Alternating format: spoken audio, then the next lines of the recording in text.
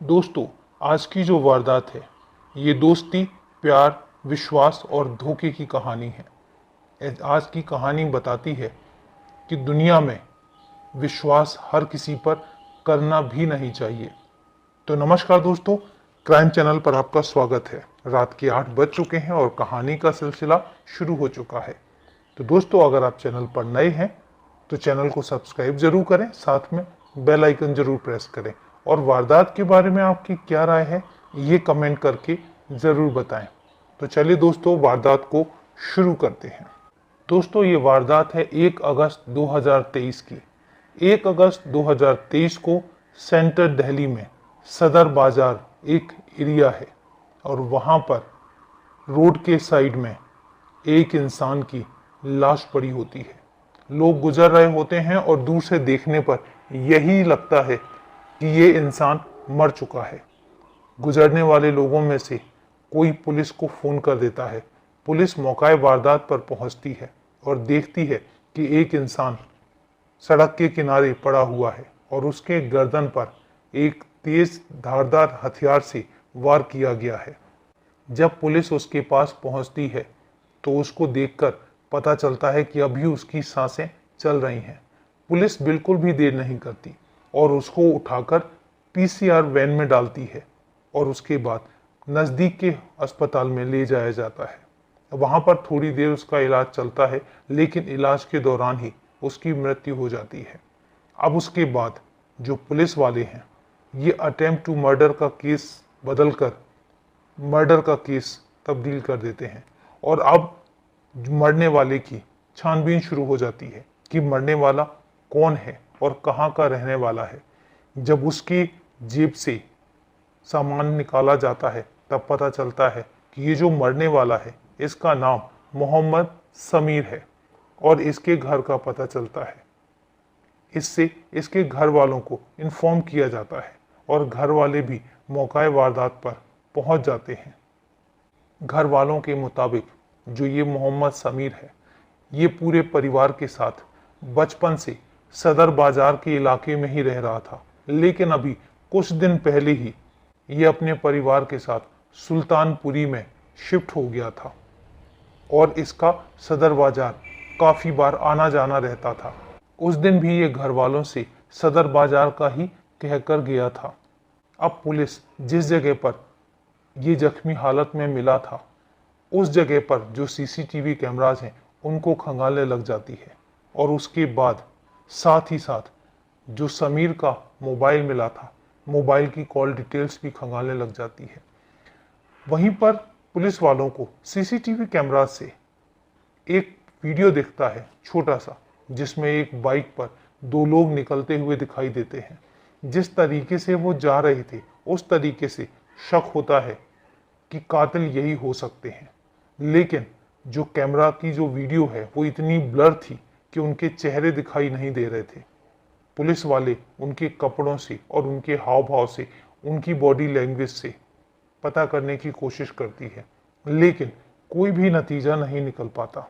वहीं दूसरी तरफ पुलिस समीर का मोबाइल खंगालती है और मोबाइल में जो कॉल डिटेल्स हैं उनमें से लास्ट जो कुछ कॉल्स हुई थी उन पर ध्यान देती है। तो उसमें से जो सबसे लास्ट में कॉल हुई थी उस पर ध्यान देती है और उस कॉल में व्हाट्सएप कॉल हुई थी और उसमें जो डीपी थी, पुलिस वालों का ध्यान उस डीपी पर चला जाता है। डीपी में जिस इंसान की फोटो लगी हुई थी और साथ ही जो सीसीटीवी कैमरा से जो फुटेज मिली हुई थी, जब पुलिस वाले उससे मिलान करते हैं तो एक इंसान से उसका हुलिया मैच कर जाता है। अब पुलिस पूछती है कि ये इंसान कौन है, तब घर वाले बताते हैं कि ये मोहम्मद आमिर है। दरअसल मोहम्मद आमिर जो है वो समीर का बचपन का दोस्त है और घर वाले कहते हैं कि मोहम्मद आमिर तो कभी ऐसा कर ही नहीं सकता, क्योंकि समीर और आमिर तो बचपन से साथ खेले और पले बड़े हुए हैं। पर पुलिस वालों को पहले से ही शक था और वो मोहम्मद आमिर के फ़ोन की लोकेशन ट्रेस करने लग जाते हैं, लेकिन मोहम्मद आमिर का फ़ोन स्विच ऑफ जा रहा होता है। अब पुलिस उसके फ़ोन को सर्विलांस में लगा देती है। थोड़े दिनों के बाद ही पुलिस आमिर को सदर बाजार के एरिया से ही गिरफ्तार करती है। और जब गिरफ्तार करके पुलिस स्टेशन लेकर आती है तो पूछताछ से, जब कड़ाई से पूछताछ की जाती है तो आमिर कत्ल का पूरा वारदात और कत्ल कबूल कर लेता है। और इसके बाद वो बताता है कि वो अकेला नहीं था, जो बाइक पर दूसरा इंसान था वो उसका ही जानकार मोहम्मद रिजवान था। यहाँ पर दोस्तों आपको बता दें कि जो मोहम्मद रिजवान है ये पेशे से कसाई का काम करता है, जानवरों को काटने का काम करता है। अब यहाँ पर बात आमिर बताता है कि उसने ही समीर का कत्ल करवाया है और उसने ही अपने जानकार रिजवान को बोला था समीर का कत्ल करने के लिए, क्योंकि समीर जो है वो आमिर का दोस्त है और उसने बताया कि वो हो सकता था शायद समीर का कत्ल ना कर सके। अब पुलिस वालों ने पूछा कि आखिर तुमने अपने ही बचपन के दोस्त का कत्ल क्यों किया। तब आमिर एक ऐसी कहानी बताता है कि सुनकर पुलिस वालों को भी होश उड़ जाते हैं। आमिर बताता है कि चूंकि जो समीर की वाइफ है उस पर आमिर की बुरी नज़र थी, एक तरफा नज़र थी, और समीर की वाइफ को तो ये सब पता भी नहीं है। अब वो मौका देखकर, जब वो सदर बाजार में रहते थे समीर और समीर का परिवार, तो आमिर समय निकाल के समीर के घर चला जाता था। लेकिन जब से समीर सुल्तानपुरी शिफ्ट हुआ है तब से उसको उसके घर जाने का मौका कम मिल पाता है।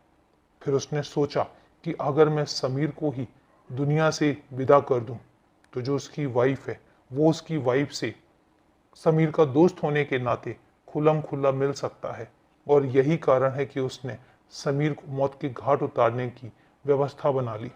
और यही बात उसने रिजवान को बताई।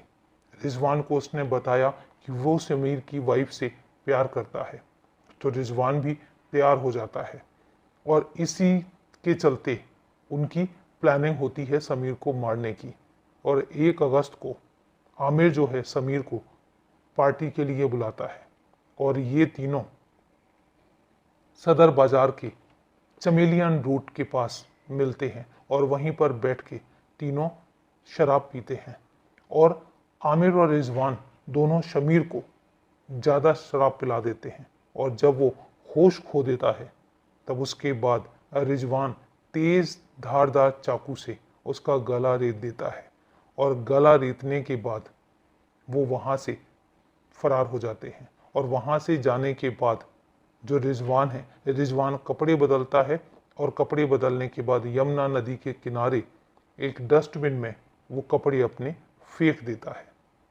अब दोनों की निशानदेही पर वो कपड़े भी बरामद होते हैं और वो चाकू भी बरामद होता है जिससे रिजवान ने समीर का कत्ल किया था। तो दोस्तों जब कत्ल की वजह पुलिस वालों को पता चली तो उनके भी पैरों तले जमीन खिसक गई कि एक दोस्त दूसरे दोस्त की बीवी पर गलत नज़र होने की वजह से अपने ही दोस्त को दुनिया से विदा कर सकता है। पर यह सच्चाई थी। पुलिस वाले अब चार्जशीट फाइल करेंगे और केस कोर्ट में दाखिल करेंगे। देखते हैं कोर्ट क्या डिसीजन लेता है। तो ये थी दोस्तों पूरी वारदात के बारे में आपकी क्या राय है कमेंट करके जरूर बताइए। तो जल्दी दोस्तों मिलते हैं कल फिर एक नई वारदात के साथ। तब तक के लिए सेफ रहें, सुरक्षित रहें।